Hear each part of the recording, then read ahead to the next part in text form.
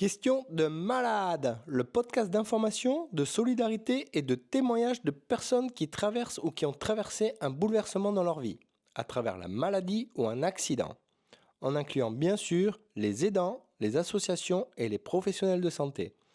L'objectif, de mettre à disposition un partage d'expérience, à travers un guide pratique du malade. Quand tu prends ce diagnostic que tu ne remarcheras plus, Là, je prends un tir quand même.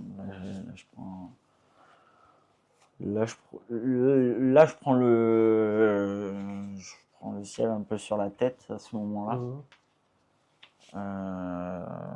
Comme si, voilà, je l'avais compris que j'étais en fauteuil, etc. Mais là, il y a une grosse acceptation. Enfin, il y a un gros truc qui tombe, quoi. Le petit nuage d'espoir. Qui te permet aussi de vivre bien jusqu'à présent, tout ça. Dans cet épisode, nous allons à la rencontre de Jules, victime d'un accident de la route. Nous allons évoquer son parcours depuis l'accident, ses soins, son adaptation à la vie et son implication dans le sport adapté. Bonjour à tous et bienvenue dans le podcast Question de malade. Je suis en compagnie de Jules aujourd'hui. Salut Jules. Salut, bonjour à tous. Vraiment plaisir d'être avec toi aujourd'hui. Si tu es d'accord, on va revenir sur ton accident. Ouais. Jusqu'à aujourd'hui. Ouais. Tu veux bien commencer nous raconter comment ça s'est passé, dans quel contexte?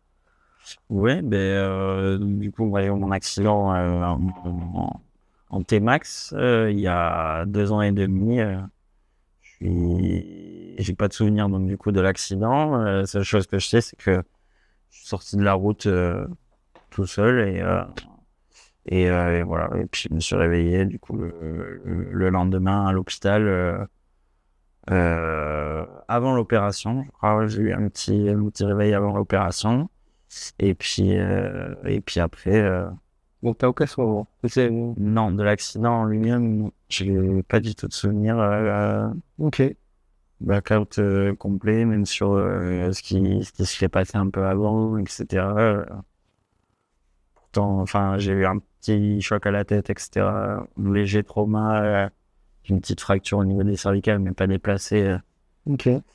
Mais voilà, donc je pense que c'est le choc en lui-même qui m'a fait oublier tout ça. Du coup, tu t'es réveillé à l'hôpital 24 heures après, quoi. Pas tout à fait 24 heures, mais ouais, apparemment j'ai eu l'accident du coup sur les coups dans la nuit, vers 3-4 heures du matin, et je crois que je suis arrivé à l'hôpital à 11 heures. Ok. 11 heures, et après je suis passé directement été opéré parce que j'avais des fractures du coup dans les vertèbres niveau T4, donc thoracique, au niveau du sternum, et donc pour essayer de stabiliser et sauver ce qu'il y avait à sauver, et puis voilà. Ok. Et du coup, opération. Ouais, il faut que c'était 10 heures d'opération, je crois, et ils m'ont mis une grosse arthrodèse du coup pour stabiliser et solidifier toutes les vertèbres qui étaient fragilisées, et décompresser la moelle épinière, parce qu'à ce stade-là, du coup, on sait pas du tout dans quel état est la moelle, donc il faut la décompresser et puis laisser l'hématome se résorber pour ensuite voir dans quel état est la moelle, si c'est juste compressé et que du coup on va peut-être pouvoir avoir des récupérations, ou si comme dans mon cas c'est une section complète. Et t'avais d'autres blessures? Oui,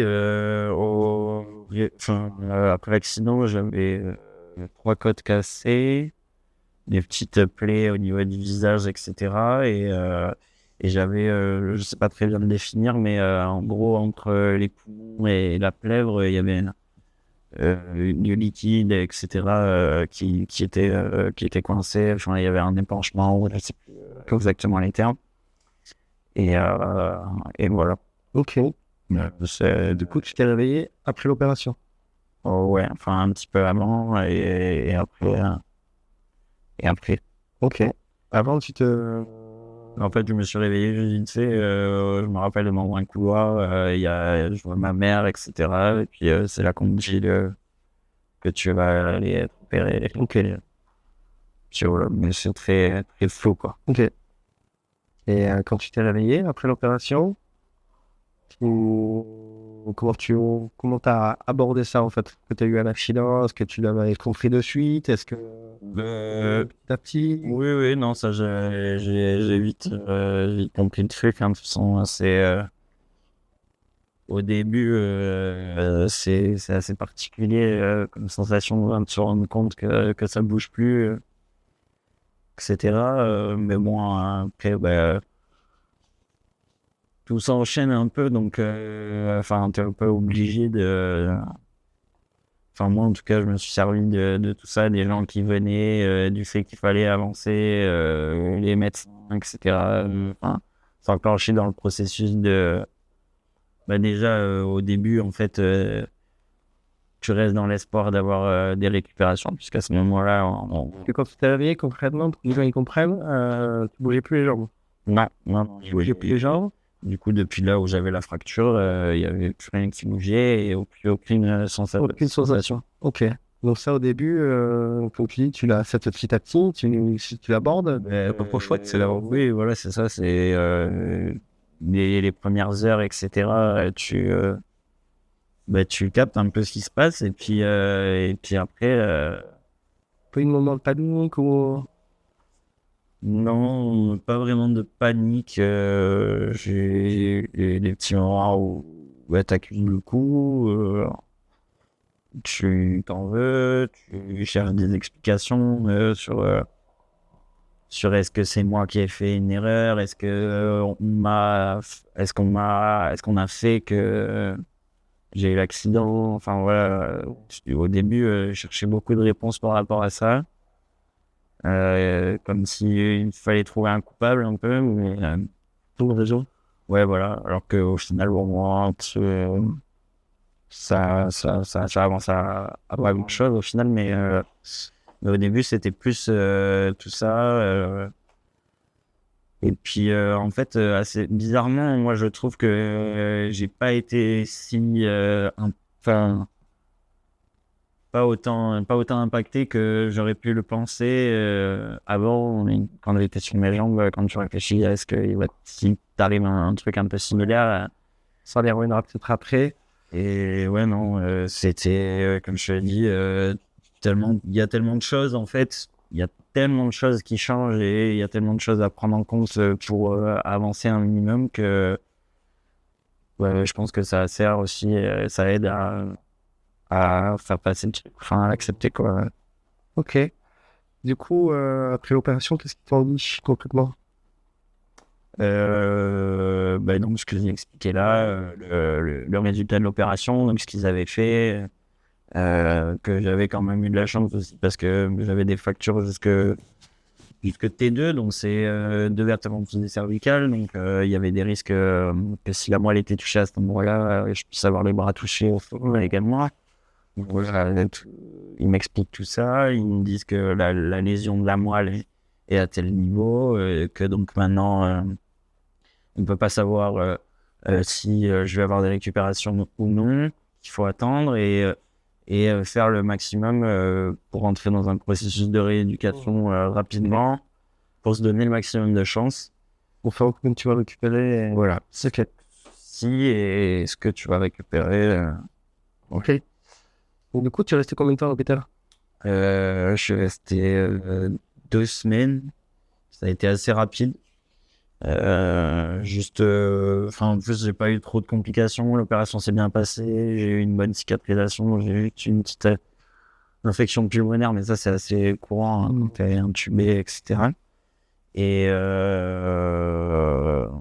ça, c'est vrai que j'ai eu pas mal de soucis justement respiratoires, qui sont dus au truc que j'avais au poumon, aussi à cette infection-là.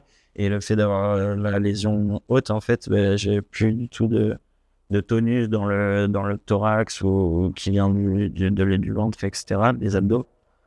Donc, beaucoup de mal à tousser, en fait, et j'avais pas mal de bière, etc. Et c'est les seuls trucs. Après, du coup, j'ai vite voulu vite chercher une place en centre de rééducation. Donc, c'est là que j'ai trouvé. Oui, j'ai eu une place au centre de rééducation à la Mariénia, à Crambeau-les-Bains. On s'est rencontrés. Ouais. Et voilà, donc je suis arrivé 15 jours après l'opération au centre. Ok. Comment t'as abordé ça?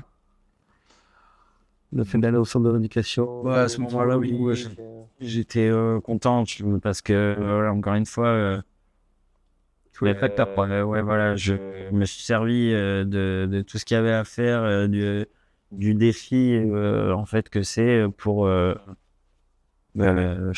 faut m'aider à déjà avancer et à se concentrer là-dessus. Et puis, tu sais qu'à ce moment-là, de toute façon, il n'y a que juste à faire ce qu'il faut et puis advienne que pourra. Donc, essayer de le faire au mieux, le plus vite possible. Et puis voilà. Comment tu gères cette bouleversement sur le plan émotionnel ou familial? Euh, ouais, c'était assez compliqué émotionnellement par rapport aux relations, enfin, arriver à le gérer avec autant ses amis. Tout est un peu difficile, la vision des gens.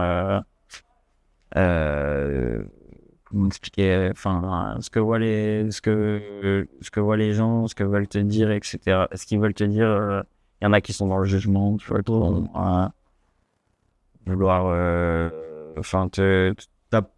t'apporter des choses et te dire des choses que c'est pas du tout le moment et qui sont pas dans le soutien, en fait, juste. Et à ce moment-là, au début, il y a juste besoin de soutien, donc c'était un peu compliqué de vivre ces choses-là. En plus, toi, moi, t'as des moments où ça va, d'autres ça va pas. Donc, tu peux avoir des moments où tu vas t'énerver et envoyer bouler. Donc, je sais que c'est compliqué à comprendre quand on est en face, etc. Mais, voilà, c'est comme ça. Et après, familialement, j'ai ma maman, moi, qui a été direct avec moi, énorme soutien et qui m'a pas, qui est toujours là d'ailleurs, et qui m'épaule et qui m'aide dans toute cette aventure. Et après, avec mon papa, ça a été un peu plus compliqué.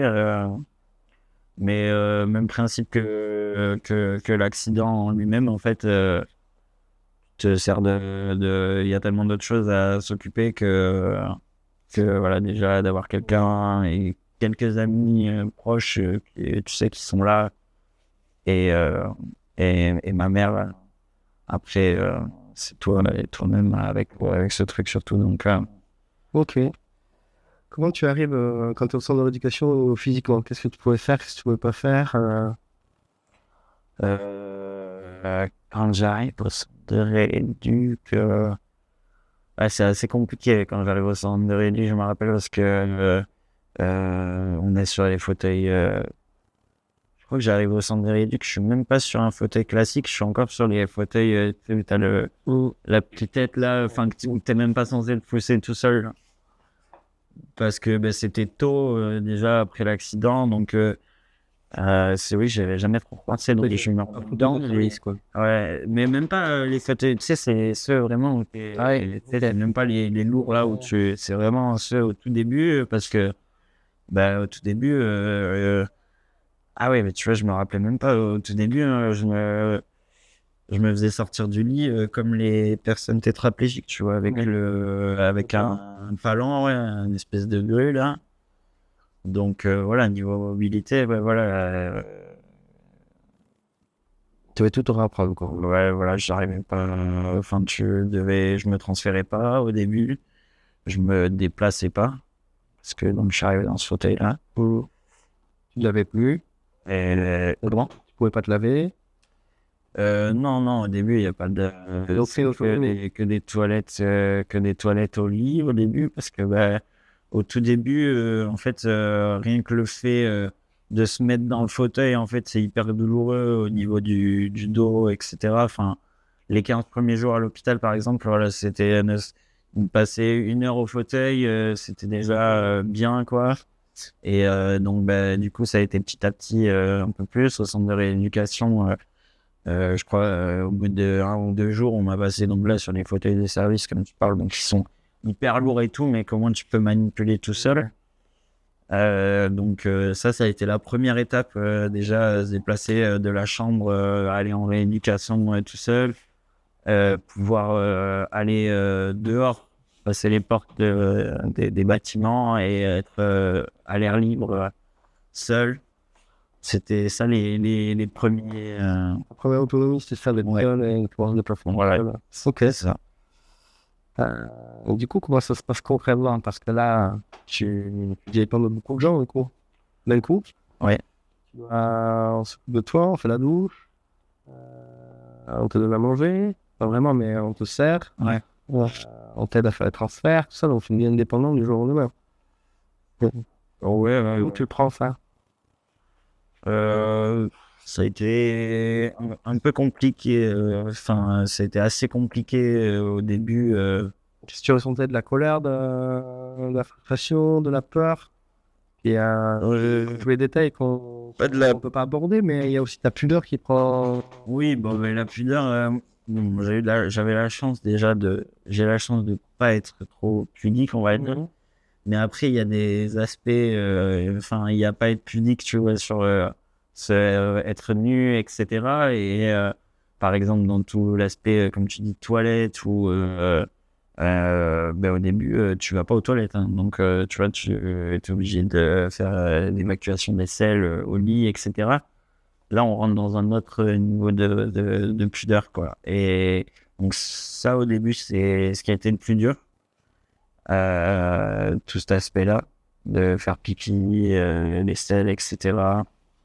De pas pouvoir gérer toi-même et puis ne pas pouvoir ne serait-ce que se lever ou quoi que ce soit pour faire tout ça. Et puis petit à petit, ça passe. Puis petit à petit, surtout, tu te rends compte que si tu veux être un minimum bien dans ce truc-là, il faut que tu l'acceptes et enfin que tu passes outre ça, quoi. Oui, Donc voilà. Après, bon, comme n'importe qui, il y a des relations. Enfin, ça passe mieux avec certaines personnes qu'avec d'autres. Et puis moi, à ce moment-là, je prends bien beaucoup de choses, mais je suis quand même à fleur de peau dans mes réactions, etc. Je peux vite exploser quand ça va pas comme je le pense ou comme je le voudrais ou quoi que ce soit. Ça peut vite monter. Donc quand on te met un peu en confrontation, et puis voilà. c'est peut-être tout ça. Ouais, voilà, il faut surtout, enfin, ouais, je pense que le mieux, c'est de comprendre qu'il faut l'accepter et voilà. Ok. Comment ça s'est passé concrètement? Qu'est-ce que tu faisais de tes journées au centre de rééducation? Tes potes de programme? Ben, déjà, au début, il y a l'aspect, ce que je parlais au début, là, d'arriver à faire pipi, se doucher et aller à la selle tout seul. C'est un peu la première étape Ok. qu'on te réapprend. Pour être... Combien de temps à peu près?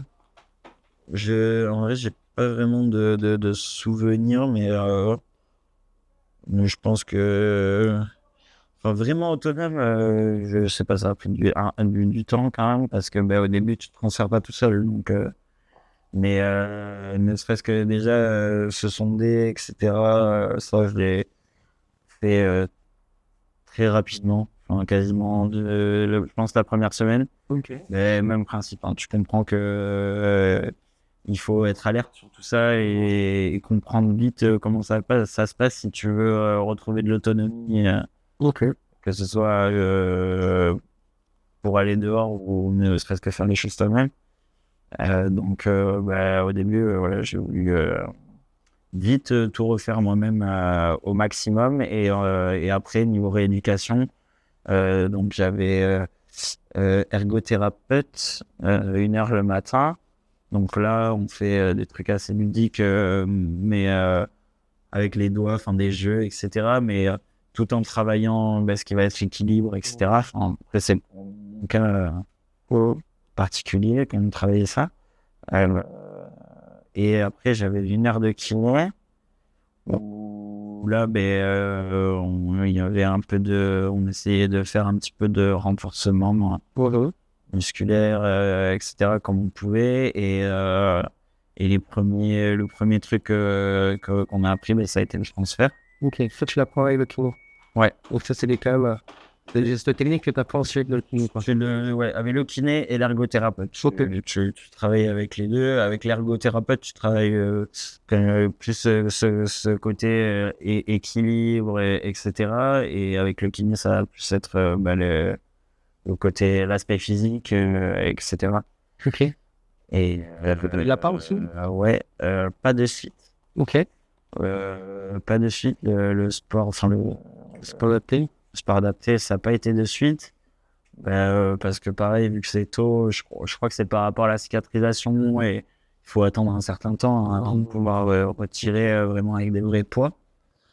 Donc pour l'instant, on se cantonne à 1 heure d'ergo le matin, 1 heure de kiné et 1 autre heure de kiné l'après-midi. Ok. Un bon programme déjà. Ouais, ça occupe. Et puis, voilà, de toute façon, il n'y a que ça pour avancer. Donc. Ok. T'as passé combien de temps en fond de l'éducation? Bon, 3 mois. 3 mois. Ouais. Ok. Et au bout de 3 mois, t'étais...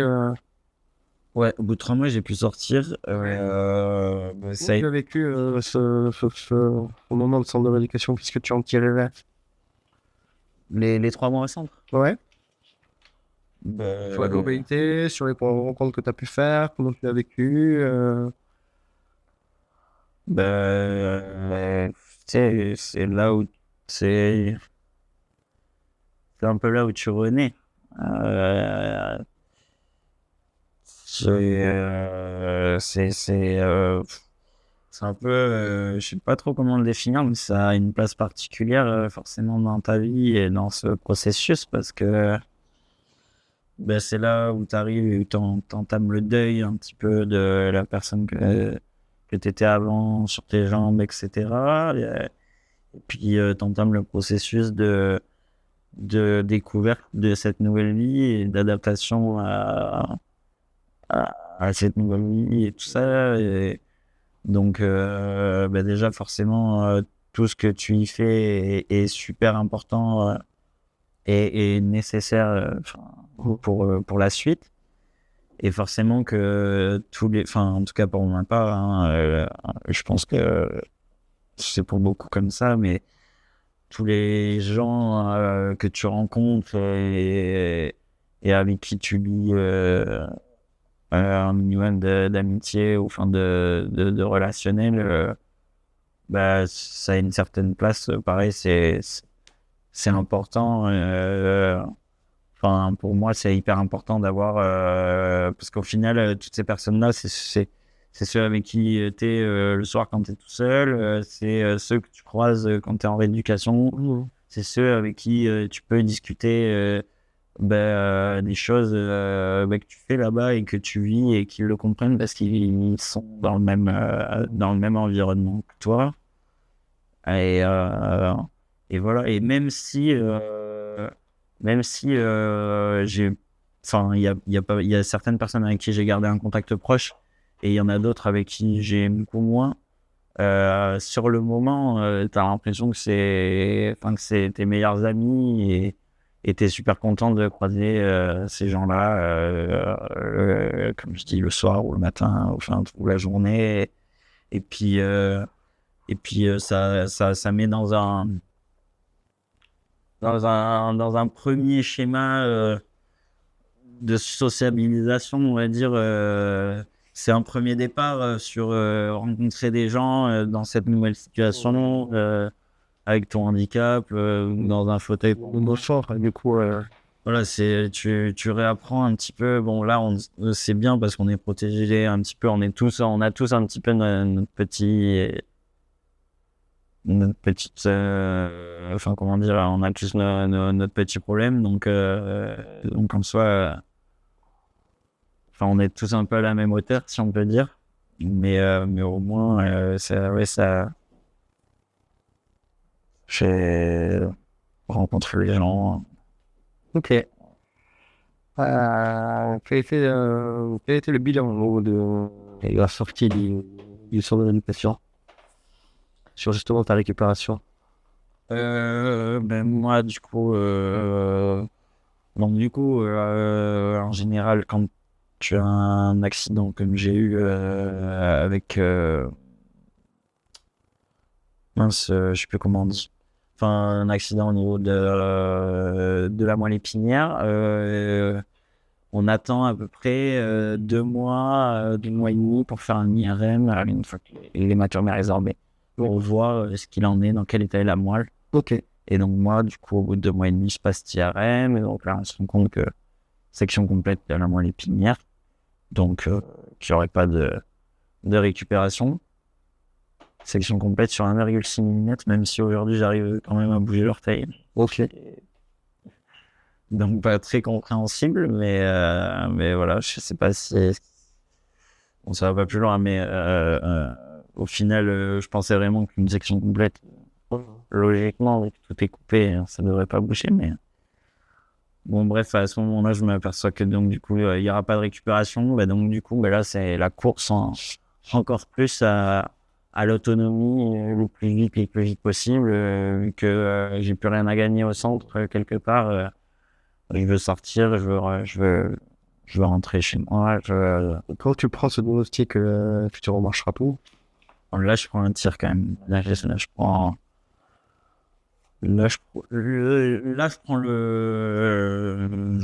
le ciel un peu sur la tête à ce moment-là. Comme si, voilà, je l'avais compris que j'étais en fauteuil, etc. Mais là, il y a une grosse acceptation, enfin il y a un gros truc qui tombe quoi, le petit nuage d'espoir qui te permet aussi de vivre bien jusqu'à présent, tout ça il disparaît, donc voilà, là, je passe 2 semaines, 2-3 semaines assez minées quoi, complexes. Trop envie d'aller en rééducation, préférais rester dehors juste. Voilà. Et puis voilà, et puis qui m'avait remotivé un peu après ce gros coup de massue, c'était vu que donc, c'était certifié, j'allais rester en fauteuil, etc. Je me suis intéressé sur ce qui allait être possible de faire comme ça, et donc forcément je me suis tourné en premier lieu vers les activités que je faisais déjà, que je voulais pas perdre, et donc ça a été le surf au début, et à tel point que le jour où je suis sorti du centre, j'ai fait une initiation au parasurf le jour même. J'ai des copains qui m'ont récupéré vers 11h, un truc comme ça, et à 13h on était à l'océan, et je faisais je me rappelle de quelques semaines avant, tu n'avais pas nagé encore, tu n'avais pas été dans l'eau encore. non. Et il y avait tes copains qui venaient te prendre, et tu avais été nager, Ah oui. et tu avais mis dans l'eau pour la première fois, et tu m'avais montré la vidéo, Ouais. hyper émouvant, mais là, et je voulais savoir quelle est la sensation quand tu as mis dans l'eau comme ça.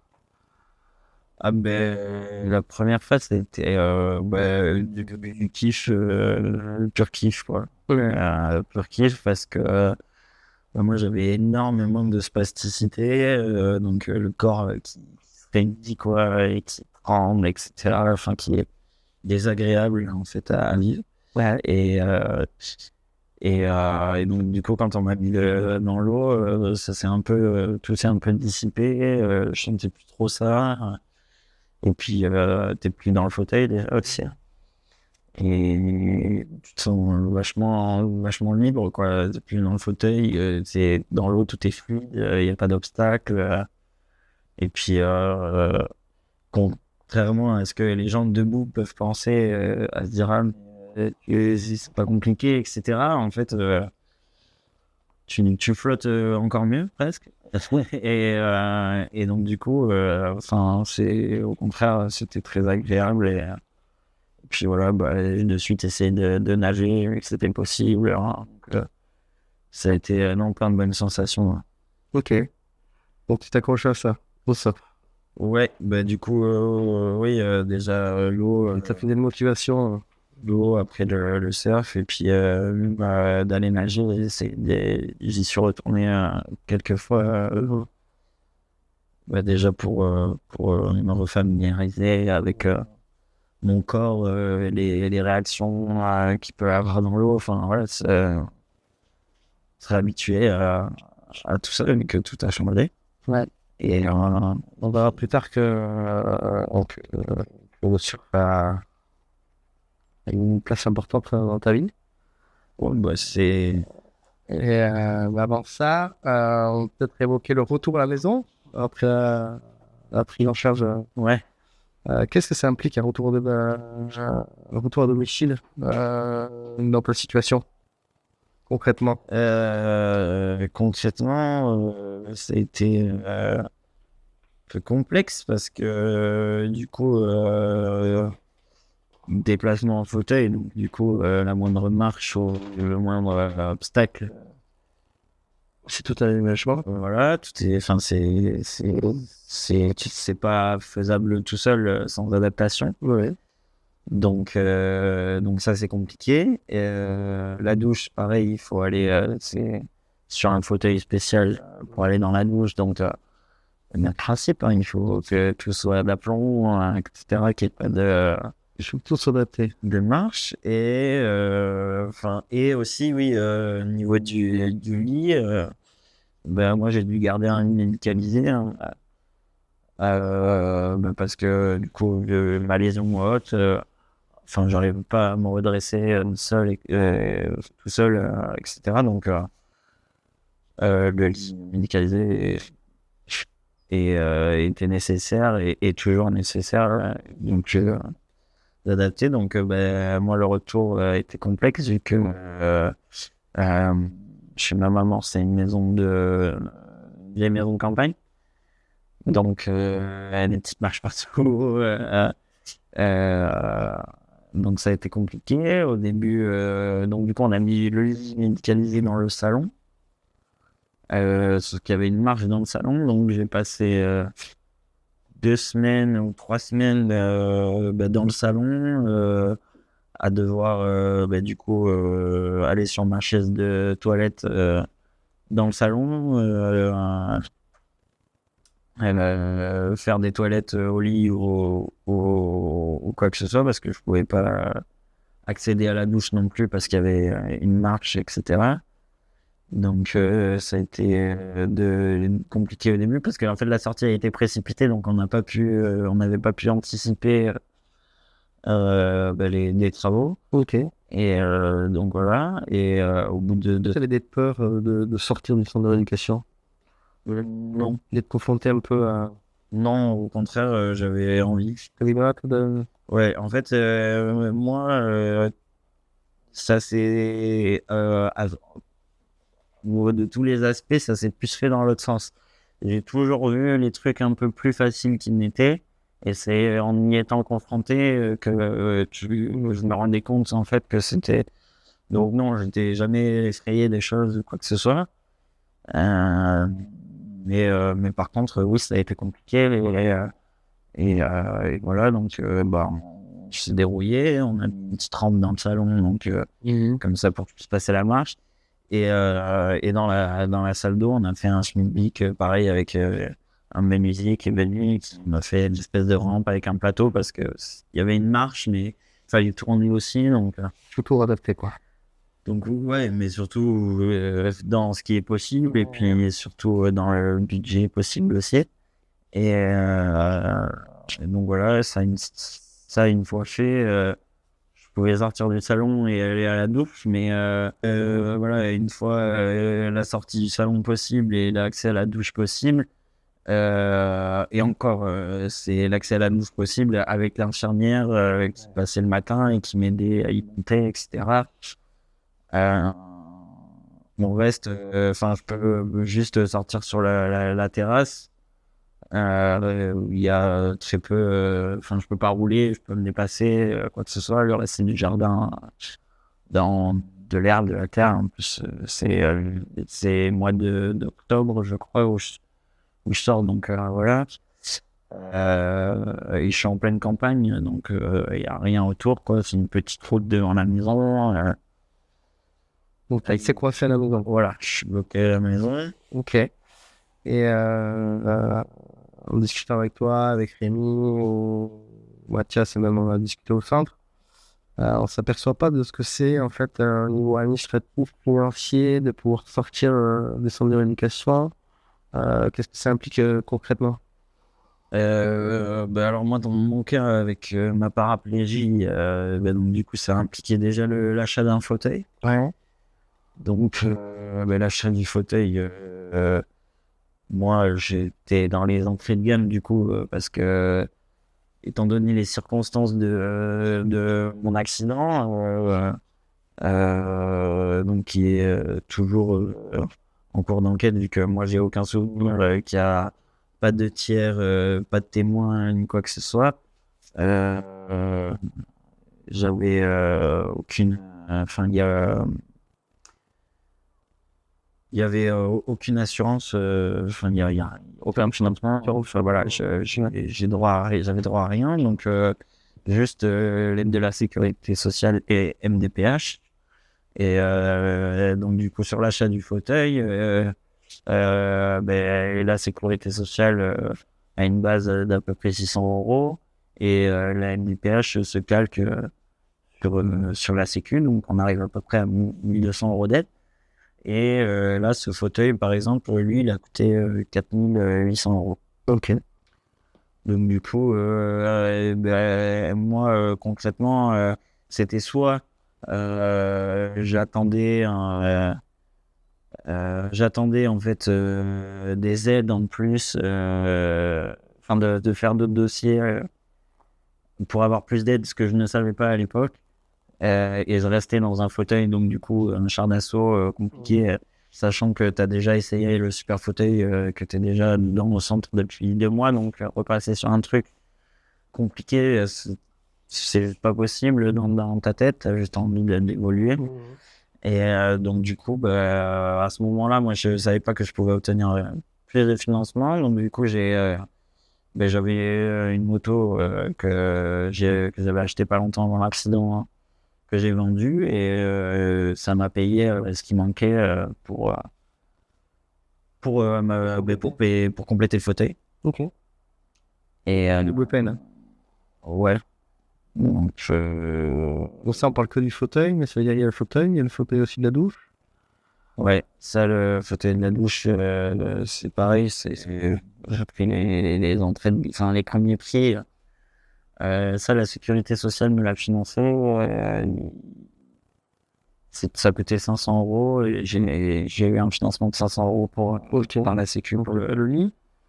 Le lit, ça donc c'est en location chez un prestataire médical, via la sécu, hein, qui le prend en charge. Et voilà. Moi, le grossier nécessaire pour moi était là, donc voilà. Mais une fois à la maison, du coup, il fallait continuer, moi, à faire du kiné, par rapport à ma spasticité, etc. Sinon, j'étais comme un bâton si je voulais patiner. Et là, le fait d'être dans un milieu rural a été compliqué, parce que très peu de médecins, etc. disponibles. Et très peu de transporteurs également disponibles pour ce genre de transport. Donc ça a été une bataille pour et puis pour avoir des soins. Et moi, à l'époque de l'accident, je vivais du coup dans les Landes à Cabreton. Donc j'avais tout mon groupe, un peu mes amis qui étaient ici et ma maman habitait en Dordogne, à côté de Bergerac. Et donc là-bas, j'ai plus beaucoup de potes, donc je vois pas grand monde. En plus, j'ai mon cousin que je vois de temps en temps quand il est là, parce qu'il travaille. Il travaille pas dans le coin, il travaille pas. Ouais, c'est seul, quoi. Voilà, c'est seul. Juste un ami avec qui est en fauteuil que j'arrive à aller voir de temps en temps, ça me sort un peu de chez moi. Encore une fois, c'est du coup ma mère qui est hyper présente et qui me permet tout ça.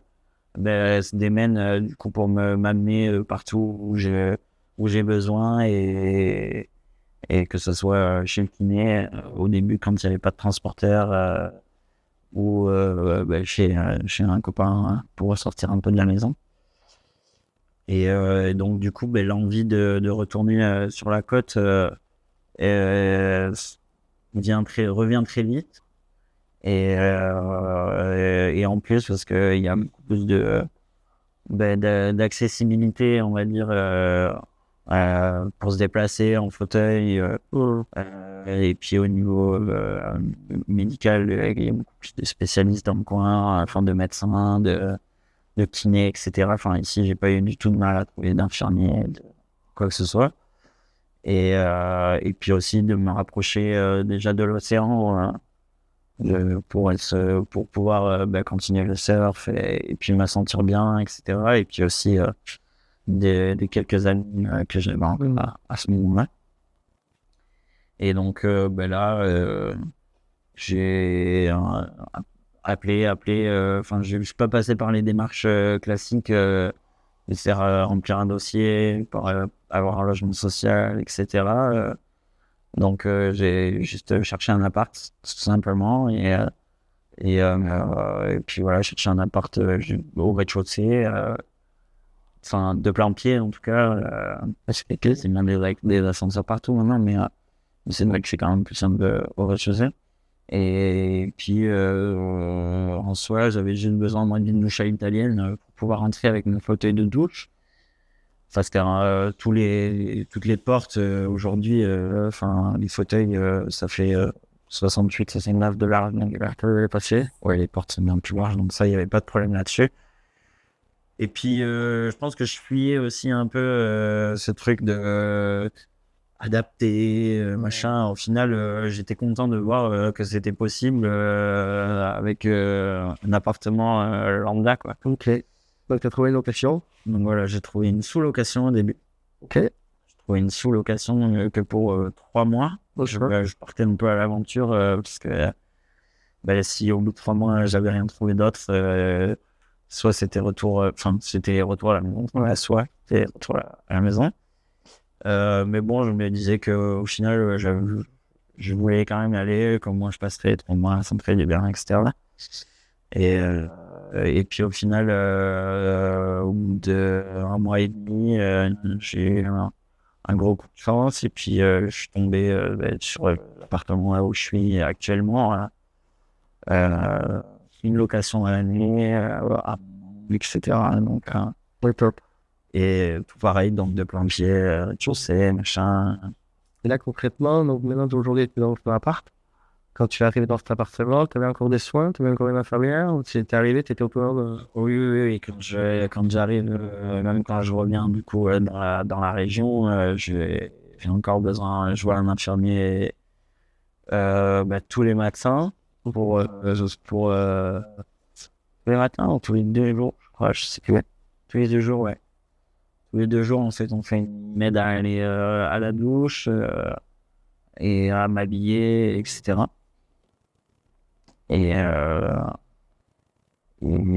puis pour tous les soins nécessaires, par exemple, si moi qui ai fait beaucoup d'infections urinaires, faire des tests pour les envoyer au labo pour après avoir les cachets, et puis même ne serait-ce que pour aussi amener les cachets, Parce qu'au début, j'avais rien pour me déplacer. Au tout début, où je suis revenu, j'étais en fauteuil et j'ai du coup pas de permis et pas d'assistance électrique ou quoi que ce soit pour me déplacer. Donc, sortir de l'appartement, c'est assez compliqué parce que dès qu'il y a une petite pente, des obstacles, etc., c'est complexe.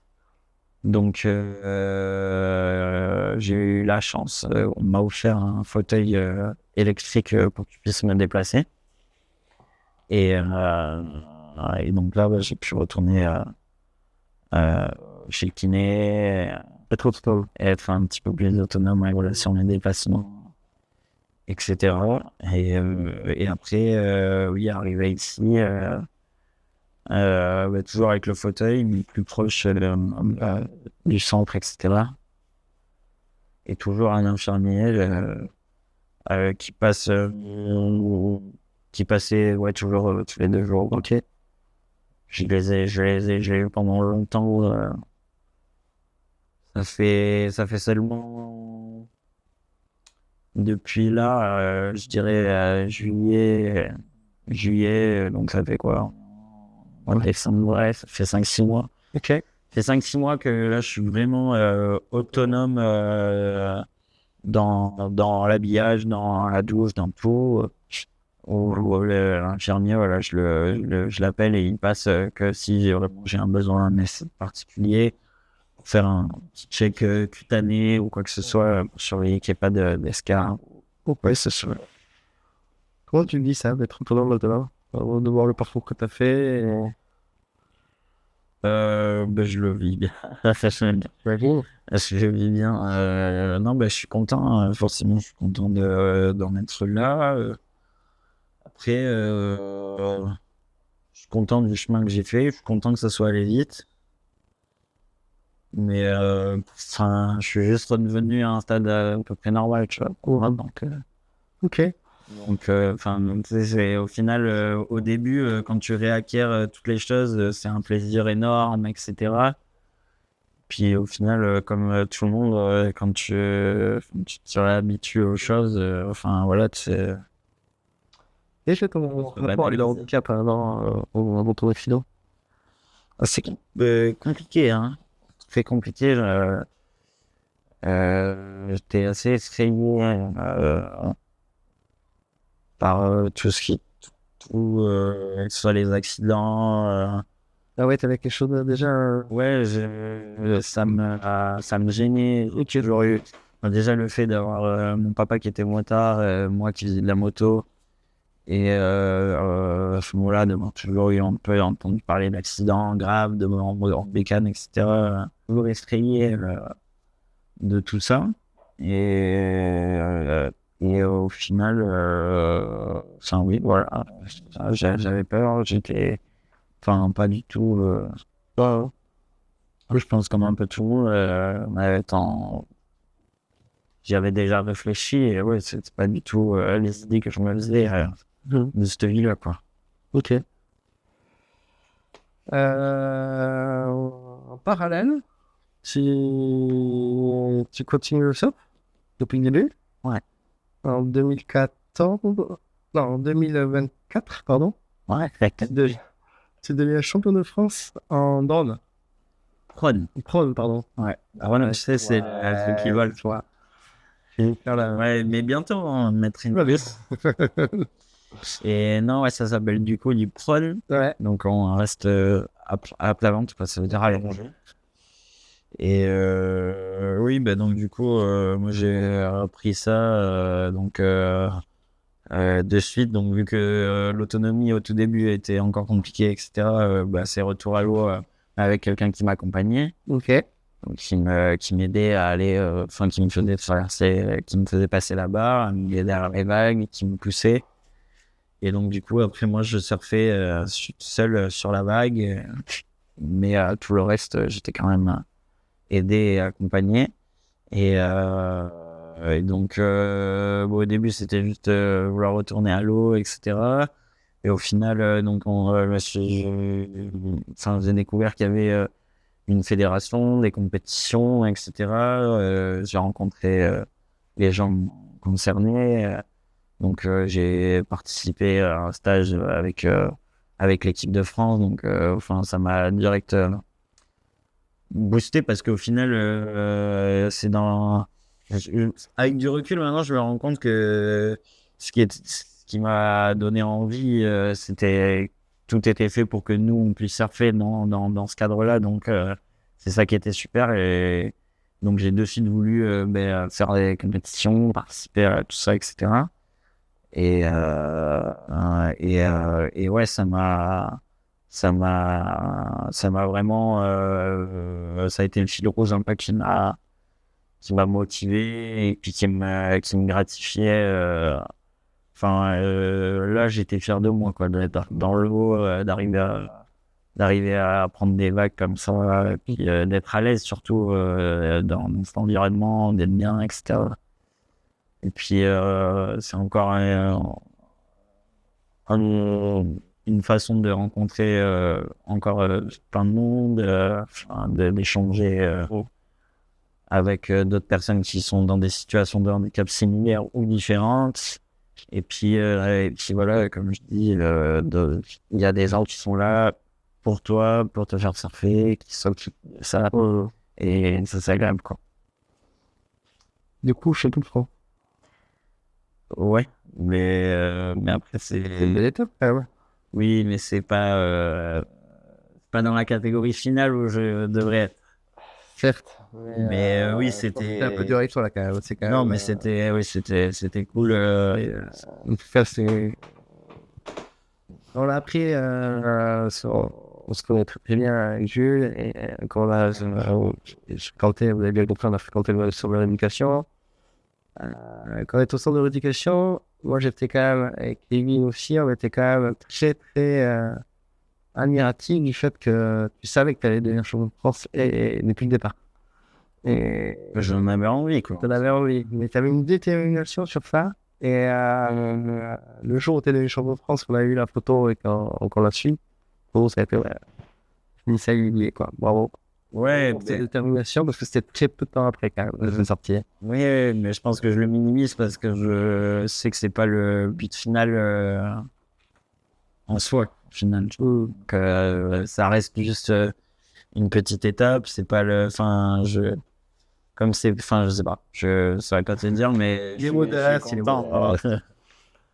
Mais ouais, non, c'était super. Et puis, c'est cool d'être mis en avant. Le championnat de France, ça a été en même temps que le championnat de France pour tout le monde. Donc, on est au milieu de tous les autres surfeurs. L'ambiance est chouette. Le partage est super. Et ça, c'est agréable, quoi. C'est des moments qui sont moteurs pour tout le reste du temps, en fait, quoi. Ça recharge un peu les batteries pour tout ce que tu as à affronter le reste du temps, quoi. Est-ce que sur tout ce parcours, tu as eu un suivi psychologique? Oui, ouais. Au centre, déjà, je voyais la psy du centre. Bon, même si c'est différent parce que là, c'est un peu juste tourné sur comment tu te sens, tu vois, vis-à-vis de l'accident, de ta vie au centre, etc. C'est pas du global. Ce que je trouve un peu dommage d'ailleurs parce que pour moi, c'est un peu le moment où tu as le plus besoin de soutien, je pense, à ce niveau et pas besoin de parler, de compréhension de certaines choses, etc. Et je pense que ça serait intéressant pour les personnes qui sont jeunes accidentés de pouvoir bénéficier de ça. Et derrière, j'ai pas repris de suite, mais c'était quelque chose que je voulais et que j'essaye de maintenir toujours. Bon, donc oui, voilà. Ok. Est-ce que tu as accepté aujourd'hui ton handicap et ton accident? Mais en fait, je me rends compte que tu l'as jamais accepté à 100%, en fait. Enfin, en tout cas, pas pour l'instant. Mais ouais, parce qu'il y a toujours des moments où tu replonges dans une phase où tu as l'impression que tu t'étais pas rendu compte que tu étais en fauteuil, que tu reprends le poids des choses un peu.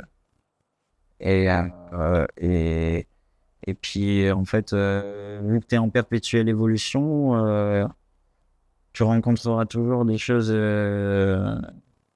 où tu pourras t'améliorer, enfin, où tu vas rencontrer d'autres contraintes, etc. Et tout ce que tu vas redécouvrir, ce sera forcément différent d'avant. Donc, tu, enfin, ouais, t'es forcément obligé de réadapter. Ouais. Faire l'adaptation. Ouais, Le mot-clé. Bon, si tu veux bien, on va passer maintenant aux dernières questions. Je vais te poser plusieurs questions. Sur la mobilité en fauteuil roulant, quelles sont les grosses galères que tu as rencontrées? Enfin, je vois pas peut-être. On t'avait un petit peu évoqué tout à l'heure, c'est souvent les marches et tout ça. oui, Je pense pas, vraiment. ben, en fait, tout est un peu. Je dis, y a pas. Dès que c'est pas plat, c'est compliqué. Donc, enfin, en tout cas, dans ma situation, avec cette lésion un peu haute, les déplacements, enfin voilà, le fait de pas avoir d'abdos sur l'effort physique, ça joue. Donc les moindres petites choses sont gênantes, quoi. Et ça peut être ne serait-ce qu'un sol avec des aspérités D'accord. chiant, tu vois. Ok. Ouais, On parlait aussi de la porte, la dernière fois quand on est sorti, dans ton boulot, tu as une porte là, c'est pas vraiment adapté, tu es obligé de trouver des astuces à chaque fois. oui, bah, C'est un bouton pour ouvrir la porte, et en fait, quand tu dois venir, bah, tu dois trouver des adaptations et des solutions pour un peu tout. Ouais, les portes, c'est assez compliqué parce que bah, surtout les portes des bâtiments parce que c'est un peu lourd. ouais. Le fauteuil, si tu le cales pas, il bouge. Donc, Ouais. enfin voilà, il faut se régler sur plein de choses. On est pour des restaurants aussi, parce que souvent, il commence à avoir des rampes partout, mais les portes sont pas adaptées. Ouais. Enfin, voilà, au final, tu rencontres pas énormément. J'ai du mal à tout me remémorer, vu que maintenant, je me suis adapté à pas mal de choses, mais tout, tu dois réapprendre à tout faire, que ce soit monter dans les voitures, enfin, voilà, sortir de chez toi, être conscient des obstacles que tu as à passer. Enfin, ouais, tout. C'est- C'est une adaptation permanente. Ouais. Ok. Est-ce qu'il y a des choses qui t'ont manqué pendant ton parcours qui auraient pu vraiment t'aider sur ta prise en charge? Donc, on a évoqué un peu peut-être une meilleure prise en charge psychologique déjà aller au centre. Est-ce qu'il y a d'autres choses et que tu penses? Oui, moi, vu ce que m'a apporté les activités sportives, etc., ouais, je pense il y a quelque chose à faire sur l'orientation et sur l'explication des choses qui peuvent être bénéfiques pour le retour à la vie, on va dire. Et, euh, et après, ben, moi, ce qui a pris du temps et qui m'a beaucoup apporté ensuite, ça a été ben, l'assistance électrique, quoi, d'avoir une aide électrique, vu que j'ai pas récupéré mon permis. L'assistance électrique, même au-delà de la voiture, dans la zone où j'habite, c'est génial, quoi, parce que je me greffe ce petit truc et comme un vélo électrique, j'ai 25 km d'autonomie et puis ben là, ça aide justement à passer tous les petits obstacles compliqués, que ce soit les petits trottoirs, les trous, les machins, hein, ça t'aide à les passer et puis surtout ça permet d'aller un peu plus loin, quoi, parce que à force des bras, tu fais pas grand-chose. Et au contraire, est-ce qu'il y a des trucs qui t'ont vraiment beaucoup aidé? Enfin, Dans ta prise en charge? bah, je sais pas, je sais pas trop cibler quoi, mais après, enfin,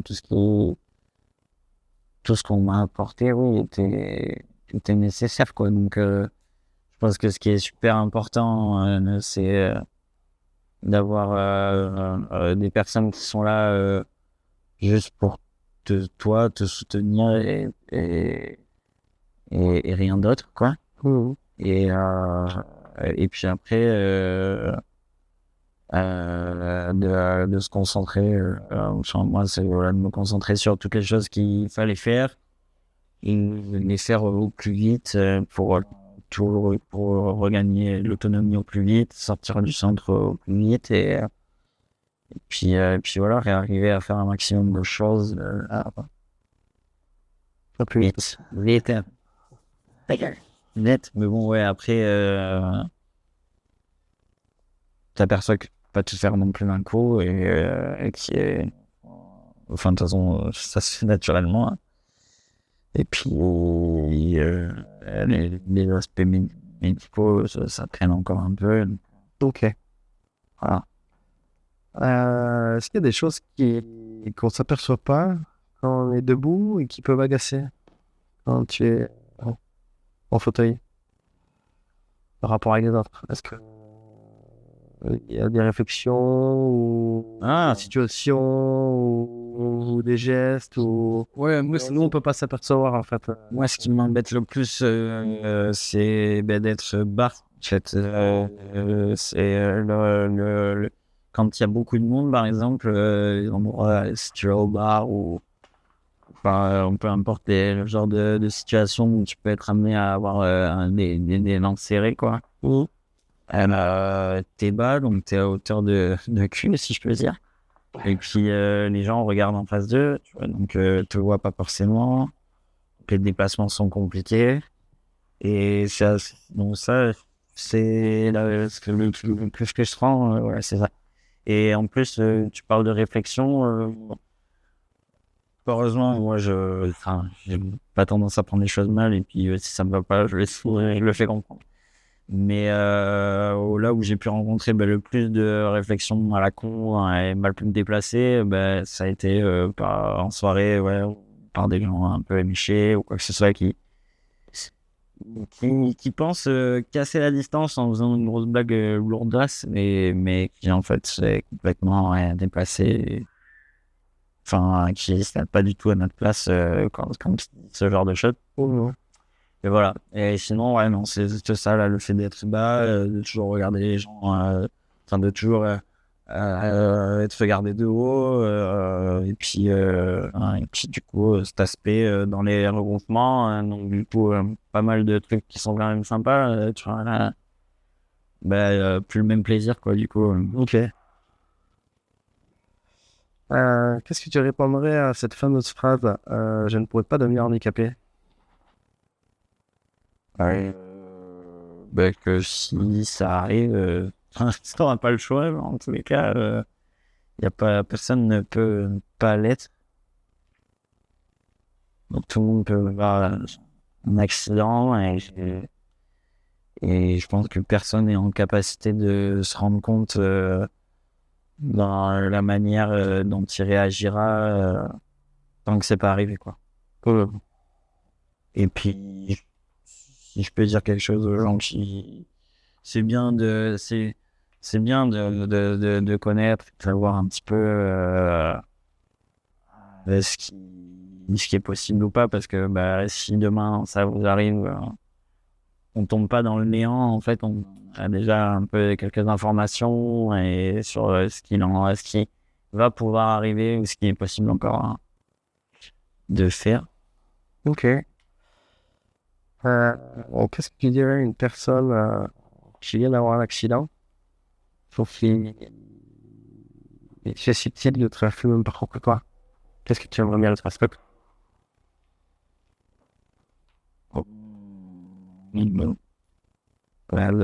D'être fort, ouais, d'être fort et de prendre chaque chose, chaque nouvelle étape, chaque chose à réadapter les unes après les autres et de se concentrer dessus et pas penser au reste Et puis,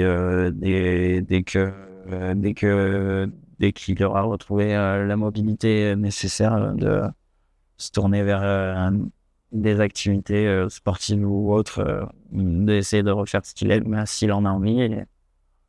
Et puis, ouais, d'essayer de rencontrer du monde et d'échanger et de faire des choses. Penser à lui, Ok. profiter. Tu voudrais rajouter d'autres choses avant qu'on termine? Ouais. Ouais, non, ça a beaucoup de choses. On a dit pas mal de choses. Ouais. En tout cas, je te remercie beaucoup. Oui, c'est à Pour toi. ton témoignage, vraiment. Ça fait vraiment plaisir. D'autant plus que eh bien, on est là aujourd'hui. On est au centre de rééducation ensemble. On a passé le petit moment ensemble. Et puis de se voir aujourd'hui chez toi. Et c'est vraiment symbolique pour moi. Je suis vraiment très, très heureux. Voilà. Moi aussi, ça me fait plaisir parce que que ce petit projet, j'en entendais déjà parler au centre. Donc, ça fait plaisir d'y participer et de voir que tu mis tout ça en œuvre et tout ça. Et c'est cool. Je suis content pour toi aussi. Merci, mec. À très bientôt dans Question de malade.